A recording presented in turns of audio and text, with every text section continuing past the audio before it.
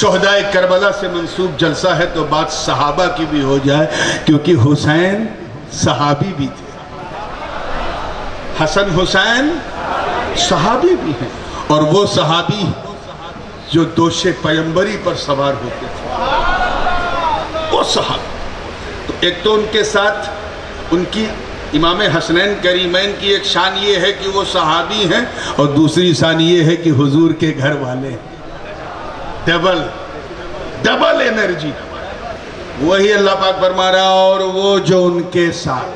اچھا، اس میں ایک چیز میں آپ کو اور بتا دوں، اللہ کا کلام بلاغت دیکھیں، میں صوفی صاحب توجہ چاہوں گا آپ کی سنکتے پہ۔ پہلے کیا ہے؟ والذین معہ، پہلا جو ان کے ساتھ۔ سیکنڈ اشداء علی الکفار، کافروں پہ سخت۔ تھرڈ، ترتی رحماء بینہم، آپس میں بہت شفیق اور رحیم اور نرم۔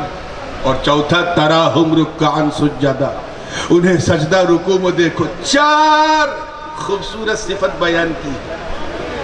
پہلی، صوفیاء مفسرین فرماتے ہیں اسی ترتیب سے اہل سنت نے خلافت کی ترتیب کو سمجھ لیا۔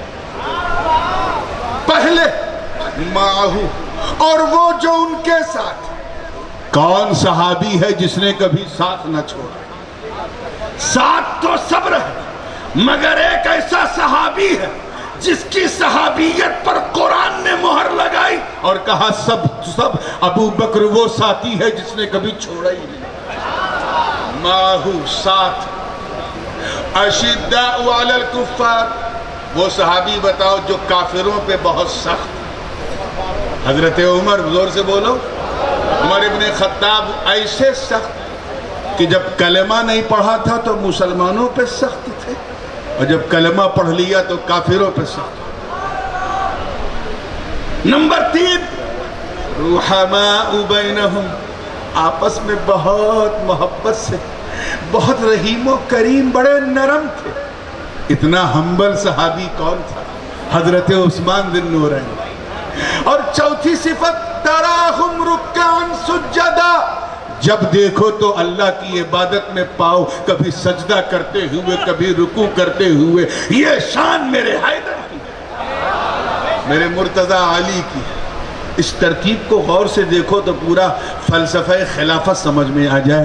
اللہ نے پہلے ہی منتخب کر دیا کہ کون پہلا خلیفہ، کون دوسرا، کون تیسرا، کون چوتھا، قرآن سے کلیئر ہے۔ اب جب اتنا بڑا دعویٰ ہے تو اسے سمجھو کہ ابو بکر کیسے ساتھ۔